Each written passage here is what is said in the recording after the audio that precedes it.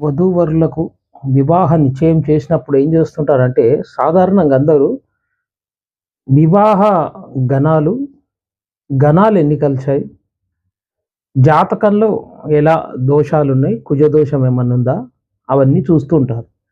కానీ గణాలు కలిశాయి, వివాహం అయిపోతుంది. మా అబ్బాయికి 25 కలిశాయి, 30 కలిశాయి, 36 కలిశాయి గణాలు. చాలా అద్భుతంగా ఉందండి అని వివాహాలు చేస్తూ ఉంటారు. ఇలా చేసిన మరి దోషాలు, కుజ దోషాలు గానీ, ఈ ఇతర కొన్ని ముఖ్యమైన మాంగలిక దోషాలు గానీ, రజ్జు దోషం కానీ, ఇలా చూసి గూడా వివాహాలు చేస్తూ ఉంటారు. సరే, మీరు పండితులను అడిగి అన్నీ చేసి, అన్నీ చూసి వివాహాలు చేస్తారు. కానీ ఒక్క విషయం మాత్రం మర్చిపోతున్నారు.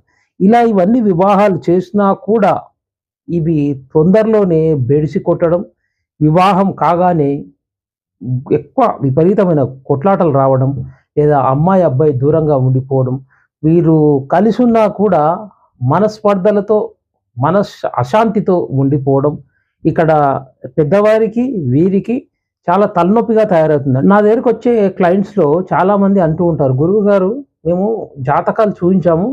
మంచి గణాలు గూడా బాగొచ్చాయి. ఎట్లాంటి దోషాలు లేవు.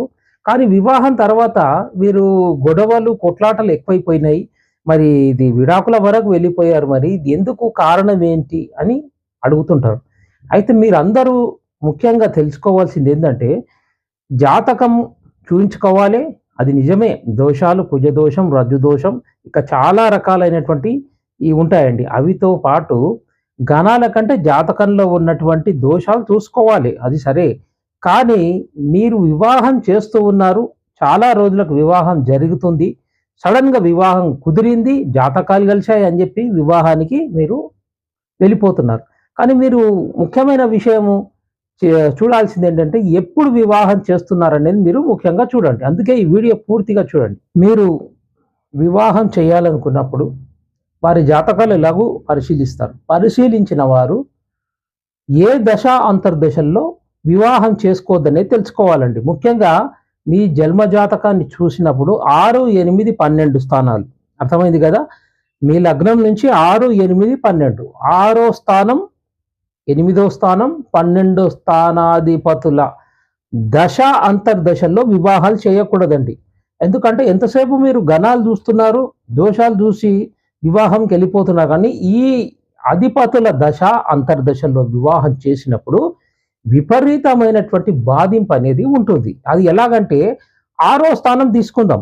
6వ స్థానం రోగ, శత్రు, రుణ బాధలు 6వ భావంలో చెప్తుంది జ్యోతిష శాస్త్రం. వేద జ్యోతిష్యంలో పరాశర మహర్షి వారు చెప్పినట్లు 6వ భావం రోగస్థానం, రుణస్థానం, శత్రుస్థానం. ఈ అధిపతులు ఈ లగ్నానికి ఎప్పుడు పాపులే అవుతారండి. కనుక మీ జాతకంలో మీరు వధూవరుల జాతకం తీసుకున్నప్పుడు 6వ స్థానాధిపతి దశ అంతర్దశల్లో వివాహం చేసినట్లయితే వధువు కానీ, వరునికి కానీ అనారోగ్య సమస్యలు రావడం, అవి జీవితకాలం ఉంటాయండి. అవి మీరు వైద్యుల దగ్గరికి వెళ్తారు, డాక్టర్ దగ్గరికి వెళ్తే, ఎంత పెద్ద డాక్టర్ దగ్గరికి వెళ్ళినా, ఏ టెస్టులు చేసినా కూడా జీవితకాలం మందులు వాడుతూనే ఉండాల్సి వస్తుంది. అంటే మీ వివాహ దాంపత్య జీవితంలో చాలా బాధింపు అనేది 6వ స్థానాధిపతి దశ అంతర్దశల్లో ఉంటుంది. ఇది మీరు ముఖ్యంగా తెలుసుకోవాలి. ఇక తర్వాత 8వ స్థానం.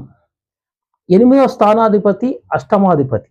అంటే మీ లగ్నం నుంచి 8వ స్థానాధిపతి దశ అంతర్దశల్లో వివాహం చేసినట్లయితే మీ జీవిత భాగస్వామికి సడన్గా అనారోగ్యం పాలు కావడం, లేదా ఏదైనా యాక్సిడెంట్లు కావడం, అకస్మాత్తుగా మీకేమైనా కావడం, ఇలాంటివన్నీ జరుగుతుందండి.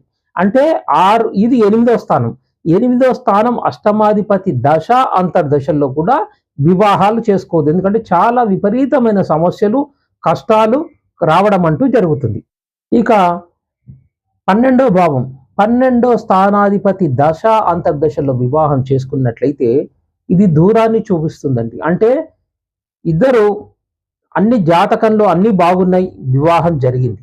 వివాహం జరిగిన తర్వాత అమ్మాయికి ఉద్యోగం రావడము, ఇక అబ్బాయికి ప్రమోషన్ ద్వారా హైదరాబాద్లో ఉన్నటువంటి అబ్బాయి ఢిల్లీ వెళ్ళిపోవడము, ఇక మీకు హైదరాబాద్లో ఉన్నటువంటి ఆ అమ్మాయి కూడా దూరంగా ఉండిపోవడం. అంటే భార్యాభర్తల మధ్యలో దూరాలనేవి ఏర్పడతాయండి. అంటే వీరిద్దరు అన్యోన్యంగా బాగా ఉన్నా కూడా ఇద్దరు దూరంగా ఉండిపోవడం జరుగుతుంది. లేదా వీరిద్దరి మధ్యలో కూడా గొడవలొచ్చి వీళ్ళు విడాకులు తీసుకోరు గానీ కలిసుంటే గొడవలొస్తాయి. మానసికంగా వీళ్ళు చాలా బాధపడుతూనే ఉంటారు. కనుక వీరు దూరంగా ఉండిపోవడం లేదా కలిసి ఉండకుండా పోవడం అంటే భార్యాభర్తల్ని 12వ భావాధిపతి దశ అంతర్దశలో వివాహం జరిగినప్పుడు దూరం అనేది చేస్తుంది. వీరు కలిసి ఉన్నా కూడా ఉద్యోగరీత్యా, వ్యాపార రీత్యా అబ్బాయి ఎక్కడనో టూర్‌లు, ఈ విదేశాలు తిరగడం, కలిసి ఉండడం అంటూ జరుగుతుంది. అమ్మాయి కూడా ఉద్యోగం విషయంలో గాని, బిజినెస్ విషయంలో గాని అమ్మాయి కూడా అబ్బాయి కలవకుండా చేస్తుంది. అందుకే మీరు వివాహం జరిపించే ముందు జన్మజాతకాలు పరిశీలించేవారు ఈ దశ అంతర్దశల్లో ఎప్పుడైనా కూడా వివాహాలు చేయొద్దు. ఇక 6, 8, 12 అయిపోయింది. ఇంకా తర్వాత పాపగ్రహాలు అయినటువంటి రాహు, కేతువులండి. రాహువు విషయంలో రాహు దశ అంతర్దశల్లో వివాహం చేసినట్లయితే అబ్బాయి గాని, అమ్మాయి గాని మోసపోవడం, లేదా అబ్బాయి అమ్మాయిని మోసం చేయడం. ఈ మధ్యలో మనం చాలా ఛానల్‌లో చూస్తున్నాం. అబ్బాయికి 10 పెళ్ళిళ్ళు, 20 పెళ్ళిళ్ళు, అమ్మాయి కూడా ఇలా వివాహాలు చేసుకొని మోసాలు చేస్తున్నాను. ఇలాంటివి జరగడానికి చాలా ఆస్కారం ఉందండి. వివాహం తర్వాత మీరు ఏదైనా షేర్ మార్కెట్‌లో డబ్బులు పెట్టుబడి పెట్టి మోసపోవడము, అమ్మాయి కూడా అలా మోసపోవడము, ఇలాంటివన్నీ విపరీతంగా జరుగుతాయి. ఎందుకంటే రాహు దశ అంతర్దశల్లో చేసుకోకూడదు. ఇక కేతువు అండి. కేతువు అంటే కేతువు దశ అంతర్దశలో వివాహం చేసుకున్నట్లయితే ఇద్దరికి అబ్బాయి గాని, అమ్మాయి గాని వైరాగ్యం అనేది ఎక్కువగా ఉంటుందండి. అంటే వీరి దాంపత్యము దంపతులిద్దరూ కలిసి ఉండడం అంటూ జరగదు. ఎప్పుడు వైరాగ్యంతో దూరంగా ఉండిపోవడము, అసలు వివాహం ఎందుకు చేసుకున్నాం? మనకు వివాహం అవసరం లేదు గదా! అని అంటూ వీరు ఒక ఇంట్లో ఉన్నా కూడా విడివిడిగా ఉండిపోవడం అంటూ జరుగుతుంది. అందుకే ఈ దశ 6, 8, 12 స్థానాలాధిపతిలో మరియు రాహు, కేతు దశ అంతర్దశల్లో వివాహాలు చేసుకోకూడదు. మీ రాశి చార్ట్‌లో చూసినట్టయితే 6, 8 స్థానాధిపతి దశల్లో చేసుకోకూడదు అని చెప్పాం గదా! అలాగే మీ నవాంశ D9 చార్ట్ పరిశీలించినప్పుడు ఈ గ్రహము D9 చార్ట్‌లో ఎక్కడుంది చూసుకోవాలి. D9 చార్ట్‌లో గ్రహము బాగుంది, మంచి స్థానంలో ఉంది, శుభగ్రహ దృష్టులు ఉన్నాయి అన్నప్పుడు ఇప్పుడు నేను చెప్పినటువంటి ఇలాంటి రోగాలు, విడిపోవడము, విడాకులు, దూరమైపోవడము, కష్టాలు, ఈ నష్టాలు, సమస్యల నుంచి కొంచెము ఉపశమనం దొరుకుతుంది. అంటే D9 చార్ట్‌లో గ్రహం బాగుంది అంటే నేను ఇప్పుడు చెప్పినటువంటివి ఈ 60% ఉంటాయండి. తక్కువగా ఉంటాయి. కొన్ని గొడవలు రావడం అనేది మళ్ళీ వీళ్ళు తొందరగా కలిసిపోవడం అంటూ జరుగుతూ ఉంటుంది సాధారణంగా. ఒకసారి గొడవ వచ్చి విపరీతంగా విడిపోతున్నారు.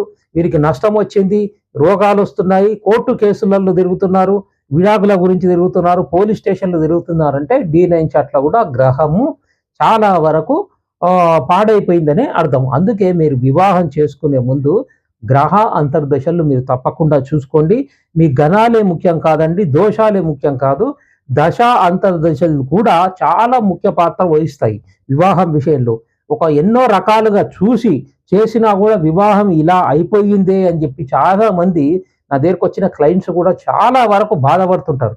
ఇలా చేశాం గురువుగారు, ఎంతోమంది సిద్ధాంతుల దగ్గరికి, ఎంతోమంది జ్యోతిషుల దగ్గరికి చూయించాం. కానీ చివరకు ఇలా అయిపోయింది ఏంటి అంటే ముఖ్యంగా ఈ దశ అంతర్దశలు కూడా చాలా వరకు ముఖ్య పాత్ర వహిస్తాయి. అందుకే మీరు ముఖ్యంగా ఆ విషయాన్ని గుర్తుంచుకొని చూయించుకోండి. ఈ ఛానల్ సబ్స్క్రైబ్ మరియు షేర్ చేయండి. సర్వేజన సుఖినో భవంతు.